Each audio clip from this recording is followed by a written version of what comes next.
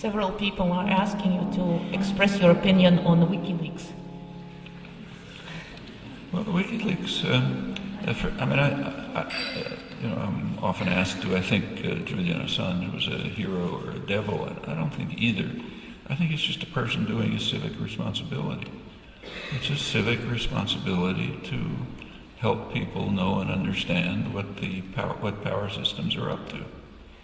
They don't like it, of course, no matter what power system it is. They'd rather have their workings be secret from the public. But what right do they have to keep their workings secret from the public? Technically, they're supposed to be our representatives, and we should know everything they're doing. You can imagine there might be some cases in which information has to be kept, in which there's an argument for keeping information secret. But you have to make the argument. The burden of proof is always on a power system that says this has to be secret. Maybe sometimes they can meet it. So, for example, take the Pentagon Papers, which were a very rich store of information. Dan Ellsberg, who released them, did keep one volume. He did not. There was one volume he didn't give to the press. I was one of the people who distributed the papers, a couple of the friends of his. So we had the volume. I was able to read it, but we didn't give it to the press. I wasn't convinced that that was necessary, but made some sense. The volume was about negotiations, and there were ongoing negotiations. So if you took the negotiations seriously, and frankly I didn't, then it would have, there's an argument for not releasing it. It might disrupt the negotiations. But an argument has to be given, and it's very rare that that burden can be met. It's kind of like the burden that has to be met by any authoritarian or hierarchic institution. It has to justify itself. It's not self-justifying. Take a look at the WikiLeaks. I think I can't think of anything there that there would be any argument to have suppressed. And there's a lot of interesting material, very interesting.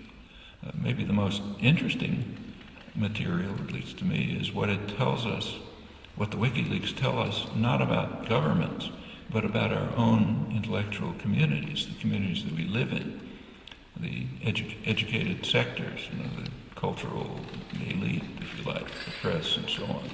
And what it revealed is extremely interesting. And it's even more interesting that it hasn't been noticed. It's pretty transparent. I suppose the Dutch press was much like the English language press. In the English language press, it got the most attention, big headlines and everything, was that the Arabs support us on Iran, crucial issue. And a lot of excitement, this shows how we're doing the right thing. Even the Arabs support us, strongly support us. Well, take a look at what came out in WikiLeaks about that. What came out was statements by Arab dictators. They allegedly support us. But what about the Arab population? Actually, there's a lot known about Arab public opinion. It's not reported, at least in English. Maybe it was reported here, I doubt it. But a lot is known about Arab public opinion. There are recent polls taken by the most prestigious U.S. polling organizations released by major institutions, Brookings Institute in Washington, others. And what they say is quite interesting. They say, for example, in Egypt, 90% of the public think their worst enemy is the United States. The figures are pretty similar for the whole region, the United States and Israel, which are regarded correctly as about the same thing. So, on the order of 80 to 90% throughout the region say that's the main threat. And what about Iran? 10% think Iran is a threat. In fact, support for Iran, or rather hatred for Western policy, is so extreme that a large majority think that the region would be better off if Iran had nuclear weapons. In Egypt, 80%. Well, the Arabs support us. Yeah, the Arab dictators. And what matters to the editorial writers and the commentators and the public intellectuals and so on is that the dictators support us. If the population strongly opposes us, who cares? As long as they're quiet, as long as you can keep them under control, who cares?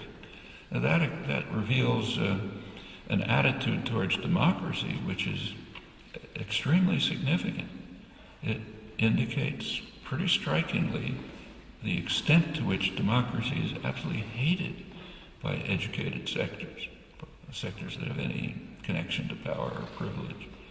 And it's very relevant to, incidentally, this is not the first time this has been true. This has been true for decades, and there's plenty of evidence about it. But again, it's not what you're likely to be taught in school or read in the newspapers and so on. But you can find it out, and you've learned something about yourselves. That's really important. Knowing yourself is quite important. That's why that bad guy drank the hemlock.